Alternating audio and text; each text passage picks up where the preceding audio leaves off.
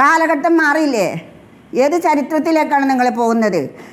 അപരിഷ്കൃതമായ കുറേ കാര്യങ്ങൾ നിങ്ങൾ പറയുന്നുണ്ടല്ലോ. ഡ്രസ് കോഡ് പറയുന്നുണ്ട്. എന്തൊക്കെയാണ് നിങ്ങൾ പറഞ്ഞുകൊണ്ടിരിക്കുന്നത്? എന്നാൽ നഴ്സറി മുതലേ എല്ലാ കുട്ടികളെയും പറഞ്ഞു പിടിപ്പിച്ചു. എന്നാൽ സ്പർശനം ഉണ്ടാവില്ലല്ലോ. എന്താണ് ഈ പറയുന്നതിനൊരർത്ഥം വേണ്ടേ?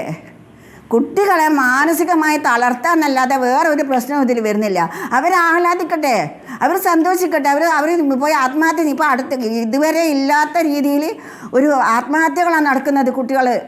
അപ്പോൾ അങ്ങനെയുള്ളൊരു സാഹചര്യത്തിൽ എല്ലാവരും ഒഴുകി ചേർന്ന് ആഹ്ലാദിക്കുന്നതിന് നിങ്ങൾ എന്തിനത്ര അസഹിഷ്ണുത കാണിക്കുന്നത്?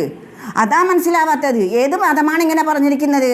ഇസ്ലാം മതത്തിൽ അങ്ങനെയൊന്നും പറഞ്ഞിട്ടില്ല ഞാൻ മനസ്സിലാക്കുന്നത്. ശരീഅത്തിനെതിരാണെങ്കിൽ അംഗീകരിക്കില്ല. അപ്പോൾ ശരീഅത്തിൽ സുംബയെ കുറിച്ച് പറഞ്ഞിട്ടുണ്ടാകണമല്ലോ. എന്താണ് ശരീഅത്ത്? എന്നാ പിന്നെ ഇവിടെ ശരീഅത്ത് നടപ്പിലാക്കട്ടെ ഇവര്. അതാ നല്ലത്. ശരീഅത്ത് നടപ്പിലാക്കട്ടെ, മതരാഷ്ട്രമാകട്ടെ. അതാ ഞാൻ പറഞ്ഞത് താലിബാനിസൊക്കെ ഇവിടെ കൊണ്ടുവരാം. അല്ലാതെ പിന്നെ എന്ത് പറയാനാ? എന്താണ് ശരീഅത്തിനെതിരെ? ഞാൻ പറയുന്നത് പണ്ട് കാലങ്ങളിൽ തന്നെ അറേബ്യൻ രാജ്യങ്ങളിൽ നൃത്തങ്ങളും പാട്ടുകളും ഒക്കെ ഉള്ള ചരിത്രം. ഞാൻ പറഞ്ഞത് വൃത്തികേടെന്നാണ് പറഞ്ഞത്.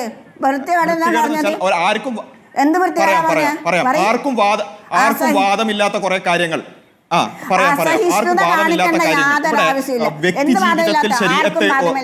ഇത് ശരീഅത്തിൽ പറയുന്നത്. ഞങ്ങളാണ് അസഹിഷ്ണുത കാണിക്കുന്നത്.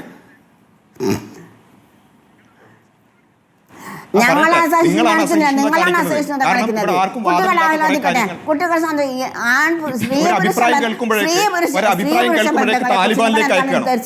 ഒരു അഭിപ്രായം പറയുമ്പോഴേക്ക് താലിബാനിലേക്ക് അയക്കുക, വേറെ കുറെ ആൾക്കാർ രാജ്യദ്രോഹിയാക്കുക. ആവശ്യമില്ല. ഞങ്ങളെ സംബന്ധിച്ചിടത്തോളം ഞങ്ങൾക്ക് ഇതിനോട് ഒരു കാര്യത്തിനോട് ജനാധിപത്യപരമായ വിയോജിപ്പുണ്ടെങ്കിൽ അതിന് താലിബാനിലേക്ക് അയക്കുക. ഇവിടെ നിങ്ങളുടെ ഫത്വ വേണ്ട എന്ന് ഇവിടെ BJP നേതാക്കളെ കൊണ്ട് പറയുന്ന സാഹചര്യം നിങ്ങളല്ലേ ഉണ്ടാക്കുന്നത്? ഞങ്ങൾക്ക് ഞങ്ങളുടെ മതം അനുസരിച്ച് ജീവിക്കാനുള്ള പൂർണ്ണ സ്വാതന്ത്ര്യമുണ്ട്. നിങ്ങൾ ജീവിക്കൂ, നിങ്ങൾ ജീവിച്ചോളൂ. സ്കൂളുകളിലെ കരിക്കുലം ഒന്നും അങ്ങനെ നിശ്ചയിക്കാൻ പറ്റില്ലെന്നേ. ഞങ്ങൾക്കും ഒരു മതത്തിനും നിശ്ചയിക്കാൻ പറ്റില്ല. നിങ്ങൾ ജെൻഡർ ന്യൂട്രൽ യൂണിഫോമിന്റെ കാര്യത്തിൽ നിങ്ങൾ എന്താണ് നിലപാടെടുത്തത്? ആൺ പെൺ വ്യത്യാസം, ആണിനെയും പെണ്ണിനെയും തിരിച്ചറിയാൻ പറ്റില്ല എന്ന് പറഞ്ഞു. പിന്നീട് അത് പിന്നീട് അതിന്റെ അഭിപ്രായം പറഞ്ഞ് യൂണിഫോം കാര്യത്തിൽ പുരുഷൻ തീരുമാനമെടുക്കുന്നു എന്ന രൂപത്തിലേക്ക് നിങ്ങൾ അതിനെ മാറ്റി. തീർച്ചയായും അതാണ് നടക്കുന്നത്. അതായത് ഈ പുരോഗമനത്തിന്റെ പേരിൽ ഇത്തരത്തിലുള്ള കാര്യങ്ങളെല്ലാം ഈ രൂപത്തിൽ തന്നെയാണ് നടക്കുന്നത്.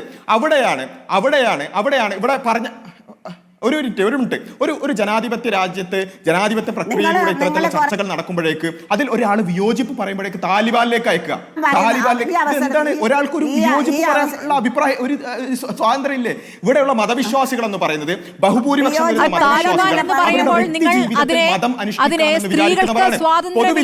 അവസ്ഥ എന്ന രൂപത്തിലെടുത്താൽ മതി. സ്ത്രീകളെ അഴിഞ്ഞാട്ടക്കാരികൾ എന്ന് നിങ്ങൾ വിശേഷിപ്പിക്കുന്ന പ്രത്യേക സാഹചര്യത്തിൽ ആ രീതിയിലുള്ള സമീപനമാണ്. ഇത് കൃത്യമായ അസഹിഷ്ണുതയാണ്. നിങ്ങൾക്കല്ലേ അസഹിഷ്ണുത? സംസ്ഥാന സർക്കാർ ഒരു വളരെ പോസിറ്റീവായ ഒരു കാര്യം സ്കൂളുകളിലേക്ക് കൊണ്ടുവന്നപ്പോൾ ആർക്കാണ് ഇതിൽ അസഹിഷ്ണുത? ആ പോസിറ്റീവായെന്ന് പറഞ്ഞാൽ എല്ലാവർക്കും അംഗീകരിക്കാൻ പറ്റുന്ന ഒരുപാട് ഇനങ്ങളുണ്ട്, ഒരുപാട് കായിക പരിശീലന രൂപങ്ങളുണ്ട്. ഇതിപ്പം കേന്ദ്ര സർക്കാർ പലതും കൊണ്ടുവരുമ്പോൾ നിങ്ങൾ പലതും എതിർക്കാറില്ല. അപ്പൊ എല്ലാ കാര്യത്തിലും എതിർപ്പ് എന്ന് പറയോ? ഇല്ലല്ലോ. അതായത് ഇത് ജനാധിപത്യപരമല്ലാതെ കൊണ്ടുവന്നാൽ ഞങ്ങൾ എതിർക്കും. അത് ഞങ്ങൾ ഇനിയും എതിർക്കും.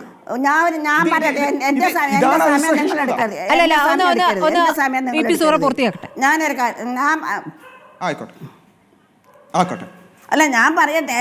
ഇപ്പം ജാനകി എന്ന ഒരു കഥാപാത്രത്തെ കുറിച്ച് വേറെ ആളുകൾ ഭയങ്കരമായിട്ട് പറയുന്നുണ്ട്. അതും ഒരു അസഹിഷ്ണുത തന്നെയാണ്. ആ അസഹിഷ്ണുത നേരെ മറിച്ച് ആ റോളിൽ ഒരു ഫാത്തിമയാണ് വന്നതെങ്കിൽ അപ്പോഴും നിങ്ങൾ പറയൂലേ നബിയുടെ മകളാണെന്ന്? പറയുമോ? പറയാൻ പറ്റൂല.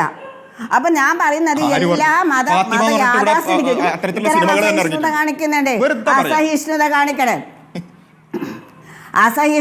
അസഹിഷ്ണുത കാണിക്കേണ്ട യാതൊരു ആവശ്യമില്ല. കാരണം കുട്ടികൾ സന്തോഷിച്ച് വളരട്ടെ, അതല്ലേ നമ്മുടെ സമൂഹത്തിന് നല്ലത്.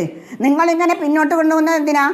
അതാണ് ഞാൻ ചോദിക്കുന്നത്. ശരി, നമ്മുടെ ഈ ഞാൻ ചോദിക്കുന്ന ചോദ്യങ്ങളൊക്കെ കുറച്ച് കാലം എന്തെങ്കിലും ഒരു കാര്യം കഴിയുമ്പോൾ implement ആൾക്കാർ ചെയ്യാ. എന്നിട്ട് അതിനെ പുതിയ തലമുറ നിങ്ങളോടൊക്കെ ചോദിച്ചുകൊണ്ടേയിരിക്കും. അതിന്റെ കാരണങ്ങൾ ചോദിച്ചുകൊണ്ടേയിരിക്കും കൊണ്ടുപോകാന്നൊക്കെ.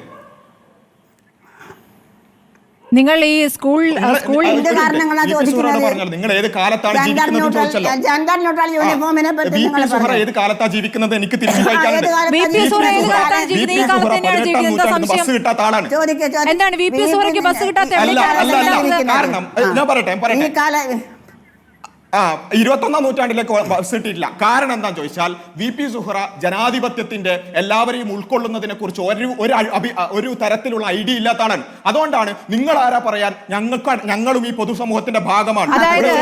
ഒരു മുസ്ലിം സ്ത്രീ സ്വന്തം അഭിപ്രായം പറഞ്ഞ് പറ്റുന്നില്ല.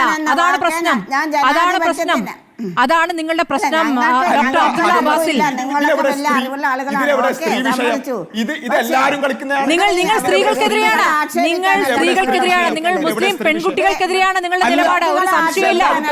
നിങ്ങൾ മുസ്ലിം പെൺകുട്ടികൾക്കെതിരെയാണ്. മുസ്ലിം പെൺകുട്ടികളെ എങ്ങനെയൊക്കെ തളച്ചിടാം എന്നതിൽ ഗവേഷണം നടത്തുകയാണ് ബാസിൽ, അബ്ദുള്ള ബാസിൽ.